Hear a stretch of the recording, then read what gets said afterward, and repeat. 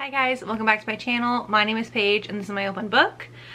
I'm wearing the same shirt as the last video, so if you missed it, go back to watch my July wrap up. We're trying to get caught up on my wrap ups, okay? I'm trying to do better about being more timely and consistent with my videos, but maybe someday. For now, let's get caught up on my August wrap up. So grab a drink and grab a snack and let's go through all the books I read in the month of August. We're gonna do my 1-minute timer again because that is helping me a lot. The first one we're gonna get into is Honeycut by Sierra Simone. This is an MMF romance, or MFM, I'm not sure how you would describe it, but basically this continues the story of Mark, Tristan, and Isolde. I don't know how to say her name, but Mark and Isolde are arranged to be married, and Tristan is the bodyguard for Mark. And because Mark and Isolde are getting married, Tristan is also now having to help protect Isolde as well. So this is their romance between the three of them, in a way. I don't know how to explain it without giving you a spoiler, but they're all three involved, and there's feelings and sexy times between all three of them. That's the short version. I love Sierra Simone's writing.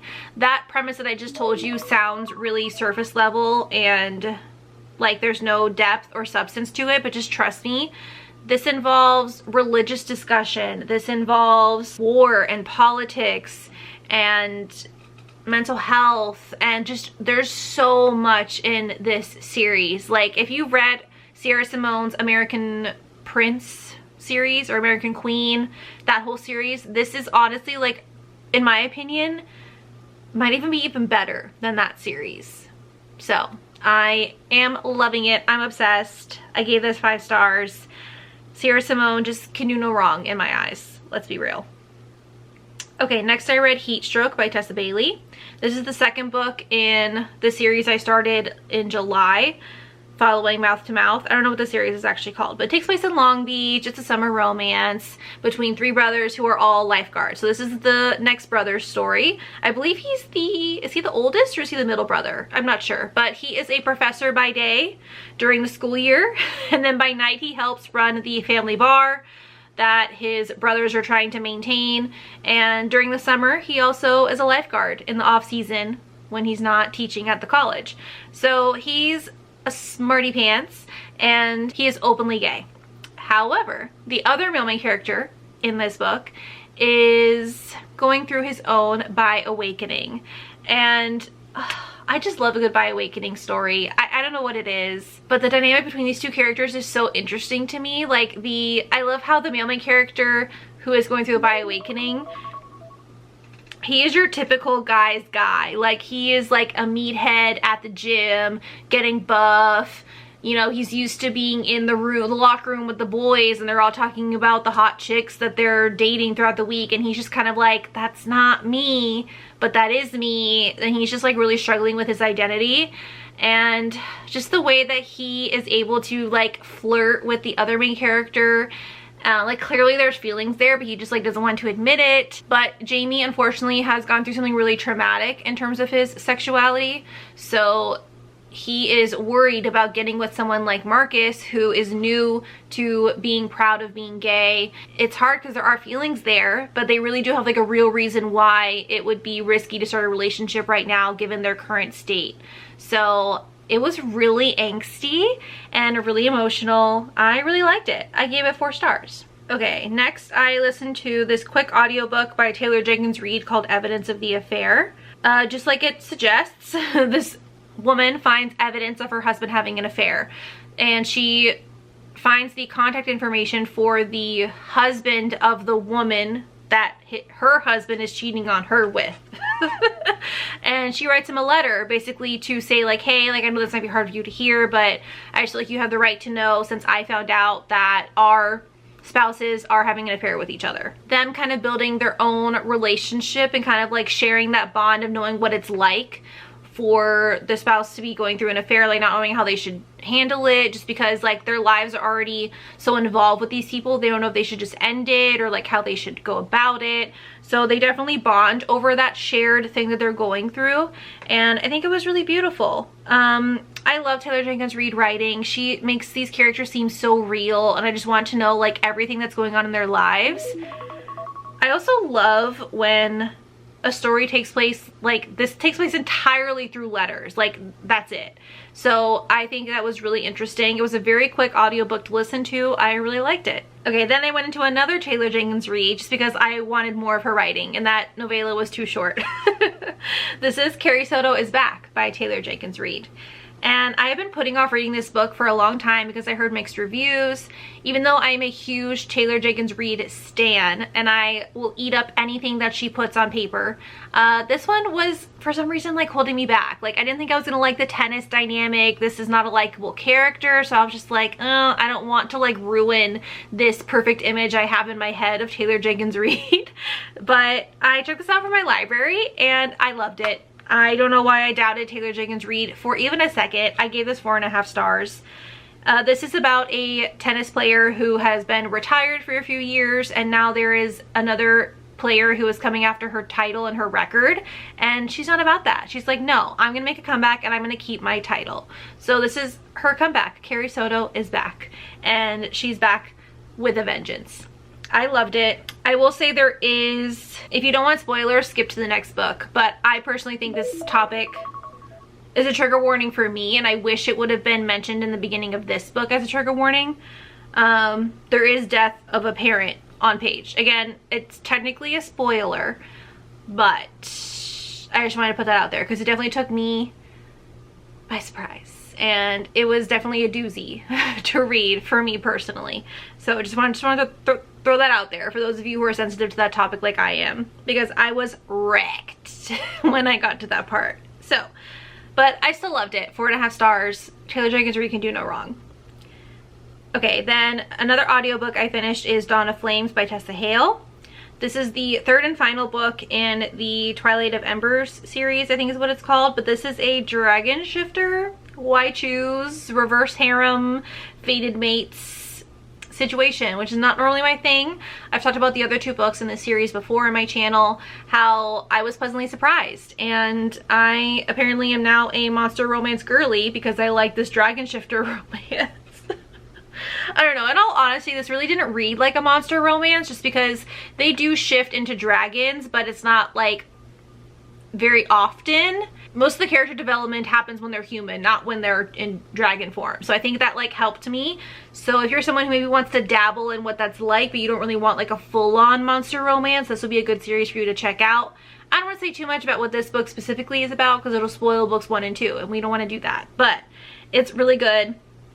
All the women characters are so unique and interesting, and I just love the dynamic of this world. And yeah, I highly recommend. I rated it 4 stars. Okay, next I read Mountains Made of Glass by Scarlett St. Clair. This is a fairy tale retelling, and she kind of mixes a few fairy tales in here. Like there's kind of like a Beauty and the Beast aspect of it because she gets kidnapped with one of the princes of this world. And there's also like a magic mirror kind of situation like in Snow White, all kinds of creatures and critters. Like this fantasy world is beautiful and I loved it. I feel like it was a little bit short. Like I know it's a novella, okay? But I think you can do a novella and still have it be full-fledged. And I feel like this one was just lacking a little bit for me. Like it felt a bit rushed in some places, or like the story wasn't as fully fledged out and developed as it could have been personally. But I still liked the characters and the romance aspect of it. I think this was just a very fascinating take on a fairy tale retelling. And like I said, I feel like I can't say too much about it because it's so short. I feel like I'm going to give something away. There's a lot of like curses on them, and there's like this scary wicked forest. Like this is just like a mixed bag of fantasy basically. So if you like fantasy, if you like fairy tales, there's going to be something in here that you like. Just trust me. But yeah, I gave it 3.5 stars. I think I would have liked it more if it was a full-on novel where it could be like fully in depth about everything, versus I feel like this was more like going through everything pretty quickly. So that's just my personal preference. You may like the faster pacing, but I think I would have liked it if it was longer. Next I read Where We Ended by Ashley Munoz.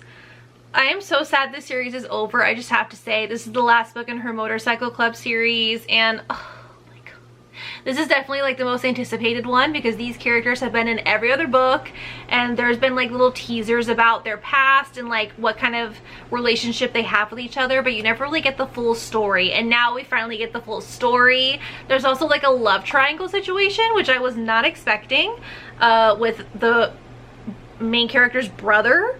Yep, there's a little bit of captor-captive situation going on in here. Yeah, I loved it. I loved it. Like, I don't think I could have written or read a more perfect Motorcycle Club romance if I tried. Like, I don't think I will ever read a Motorcycle Club romance that tops this. I don't see how that could be possible. I really don't. I gave this 6 stars. Like, this is top tier, like, God level to me. Like, just the balance of darkness and light that this couple has, and like just the way that they have just been soulmates and like just connected on like a spiritual level. Like, I can't even express to you how amazing. Like, you need to read the series just to get to this book. I don't care if you don't like the other books. I don't care. This book is it. Okay, like, it's chef's kiss. Okay, then I read One Cursed Rose by Rebecca Zanetti. This is a billionaire, kind of like a Beauty and the Beast inspired romance where it's kind of like, I don't know how to describe it. I feel like she was trying to use like a sci-fi fantasy element that for me just like didn't really hit its mark. She was kind of trying to make it seem as though this is a world that's like ruled by these 4 families who like have the power through these like gemstones or something, and in order to make it modern, they're also in charge of these like social media empires, and they kind of like rule everything. I don't know. I feel like that part was definitely a miss. It definitely went over my head. It could just be a me thing. But basically these families are kind of competing against each other to have like the biggest like social media mogul empire situation.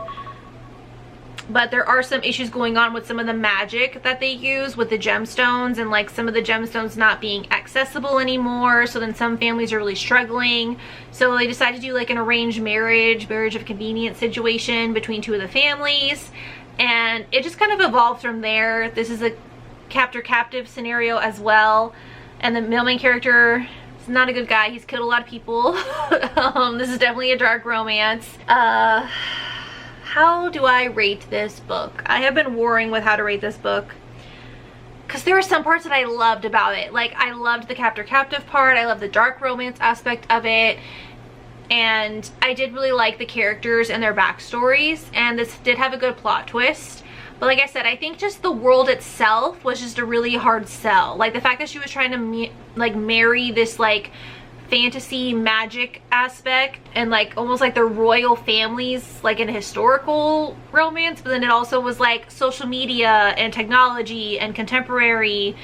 So I feel like those things were just competing against each other instead of like going together to make a seamless story. So that's what held me back. I think I'm gonna settle on a 4-star, but I don't know. Because now that it's been a while since I've read it, I feel like there are parts of it that aren't as memorable as I thought they would be. So it might be dropped down to like a 3.5, but that's kind of where I'm feeling. Okay, next I listened to Saint by Sierra Simone. Just like I said earlier, Sierra Simone is just so beautiful with her writing, and I realized that I never finished this series. This is the last book in her Priest series. I don't know what it's called, but there's Priest, Sinner, and then Saint. So this is a male-male romance between the male-main character who is currently a monk and his ex, who is kind of coming back into his life. Obviously, if religious topics are hard for you to read about, this will not be the series for you, unfortunately. I personally love the topic of religion in romance, so I'm a very open-minded person when it comes to that, so that's why for me, this really worked for me. I love the discussion that Sierra Simone brought to the table. Religion, being a monk, celibacy, what's right versus what's wrong, your life's purpose, your relationship with God, like, but also when you like love somebody so much, and how that can like sometimes war with those religious ideologies that you believed for so long. Yeah, I personally love it. I love the discussion here, and just the romance itself was also really beautiful. The bond that these two characters have is very strong. This is also a very hot and spicy read. I don't know how Sierra Simone is able to put those things together, but she does. I don't know how she does it. The narrators were stellar. I also loved how the one male main character is the main narrator, and you only get the other male character's perspective when he's writing, because he is a journalist. So I really liked that dynamic as well. It kind of reminded me of Forget Me Not by Julie Soto, where the female main character is the main narrator, and then you get like little snippets of the main character from like past stories. So I don't know, I liked that writing style, and I think it still translated really well via audio because of the two different male narrators that she had. So I loved it. I put it on my 6-star list just because it really like made me feel things, and yeah, most books don't take it that far, but she did. Okay, next I read Summer Romance by Annabelle Monaghan. So I saw Larry Reed's rave about this book, so I had very high expectations, and I think that's where I went wrong. It was a cute summer romance, like that's what she marketed it as, so like technically she did sell what she promised, but I personally thought that I've read other ones that were better. Like I think the romance itself could have been stronger. Like I don't know, I just wanted more. I just wanted more, so I just gave it a 3-star. Like it was fine. It ended up being like a best friend's brother, and she's a single mom. She's going through a divorce, and like this guy is a lawyer, so he's also like gonna help her with a divorce. Yeah, I don't know. I wanted to like it, I really did, but like I said, it just didn't really impress me all that much. I was expecting more. Next I read Lover or Loser by Tessa Bailey. I was starting to feel a little slumpy after reading Summer Romance. So I was like, you know what, I'm just gonna pick up a Tessa Bailey because I love me a good Tessa Bailey, and this is A Marriage in Trouble, which is also one of my favorite tropes, and I'm so glad I picked this up. It was a 5-star read. Rosie and Dom are so passionate, but in their marriage it was definitely like lacking that kind of like intimacy. Like they would still like have sex once a week, they still like live together, and they were just kind of like going through the motions, but their intimacy was definitely gone. Rosie has a lifelong dream of opening her own restaurant, but she's kind of in a place where she feels like she doesn't really get to do that because of money and just because of like opportunity. And then the husband, Dom, he was overseas in the army, and now he's back. So you kind of like have that dynamic as well of what it's like when someone comes back from war. But they are high school sweethearts. I think technically middle school is when they met and got together actually. So it was cute to see the flashbacks to when they first met and when they were first dating. And compared to like how they are now, like they know that they have something good, but it just has been ruined over time. And Rosie is kind of like had it up to here, so she's like, I'm leaving, I'm done. She doesn't think he's going to agree to it, so she's like, okay, fine, we can work it out if you agree to go to counseling, because she thinks that he's too proud to admit that they can do that. But he says, no, I don't care what it takes. Like, I'm getting you back. Like, I'm not letting you out of my life. And it's so good, you guys. I just love a good Marriage in Trouble. That sounds bad when you say it like that. I love books that dissect marriage and like really go into like, you know, what a good marriage should be about, and like what is really most important in this world when you have someone that you love so much. Oh, I love it. And Tessa Bailey knows what she's doing, okay? I will always be a Tessa Bailey stan. So I was on a high with Lover or Loser by Tessa Bailey. I was on a high. And I had also done really well with my August TBR. If you saw my August TBR jar video, most of the books in there I read. Yeah, I was doing really well. And I was like, okay, time to read my book club book with me and Katie, because that's coming up in a few days. So I started reading Sovereign by Raya Morris Edwards. I'm not even sure what to say. This was supposed to be a dark cowboy romance. Supposed to be like Yellowstone meets 50 Shades of Grey. Okay, there's like a BDSM dom sub relationship thrown in here. And I was excited about it, but unfortunately it was a big letdown. If you want our full thoughts, you can go watch our live show on Katie's channel. I gave this book 2 stars. Yep. It was cringe. It was cringe. So if we're looking at my August TBR, I DNF'd Persuasion by Jane Austen and N or M by Agatha Christie. Those were just too serious and too wordy for my current mental state. So I did not get to read those, but it's fine. I did attempt. I'm not getting rid of the books. They're still on my shelves. I can go back to them at another time. I also tried to read Mr. Fixer-Upper by Lucy Score. I loved this series by Lucy Score, The Things We Left Behind, what's it called? The Knock 'Em Out series. Thank you. Knock 'Em Out series. Loved it. One of my favorite series of all time. So I was happy to get another small town Lucy Score book. I don't know her. I don't know what that was, but that was not the same level as these books. Let me tell you that. No, I DNF'd it so hard. Yeah, it's not for me. Okay. So yeah, the only book on my August TBR that I did not pick up at all was Iris Kelly Doesn't Date. But to be fair, I was supposed to read a queer romance. There are other queer romances that I read. I read Saint by Sierra Simone. I read Heat Stroke by Tessa Bailey. Honeycutt also has male in it mixed in. So yeah, I still read other queer romances. I just didn't read this particular one. So I consider that a win. I did really good with my August TBR. So I'm happy about that. And I even got to fit in Beating Heart by Laura Pavlov, which is a new release that I really wanted to be able to read this month, and I'm glad that I did. And I was pleasantly surprised. So the first book in this series, called Loving Romeo, was one of my favorite books of the year. It's in my 6-star list. I love that book so much. I think about it like every day. It lives rent-free. But the rest of the books that have come out have not been on the same level, in my opinion. I personally wasn't a fan. So when I saw this book was coming out, I was like, okay, this is gonna be my deal breaker. Like, if I don't like this one, then I'm done with Laura Pavlov. Like, I'm sorry, but that's just how I feel. But thankfully, this was a winner. I gave it 4 stars. 4 stars. This is a single dad, forced proximity. She's a doctor for his kid, and she lives right next door to him in this small town. She is trying to get away from her old life because she was engaged to somebody who cheated on her with her best friend. So that's done. So now she's going to be the doctor for this small town. She's on a 6-month contract just to kind of see where she's at.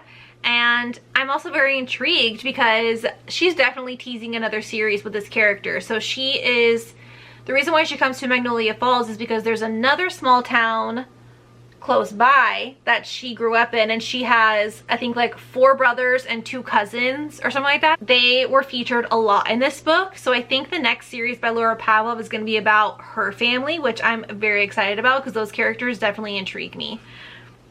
But putting that aside, Nash, the male main character, is the father to Beefcake or Cutler, who is just a gem of a character. I love single dad romances when the kid just is a great part of the story like this character is. So I really like this book so much, and it definitely redeemed Laura Pavlov in my eyes. I'm a believer. Alright, that's gonna be it for today's video. My camera's about to die, so we did this in perfect timing. That 1-minute timer really comes in clutch for me. Be sure to give this video a like, leave a comment down below, tell me a book that you have read recently, and subscribe so you don't miss my future wrap-ups coming up. And I'll see you next time. Bye!